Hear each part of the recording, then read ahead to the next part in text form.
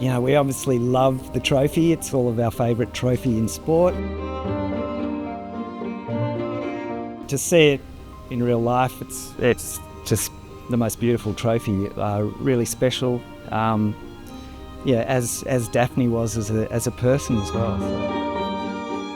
I think it's beautiful, elegant and beautiful. She was a very elegant lady, I believe, and a gentle person. Her record in tennis speaks for itself. She won Australian Open singles 5 times. She won the singles, doubles and mixed doubles in the same year 3 times.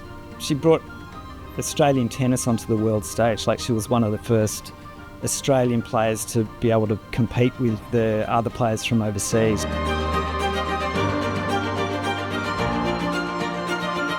Most people haven't heard of her tennis career, but having such a beautiful trophy awarded every year to, you know, the winner of the Grand Slam, she becomes front and centre on the stage every year when the trophy's awarded, and that's something that we're obviously proud of.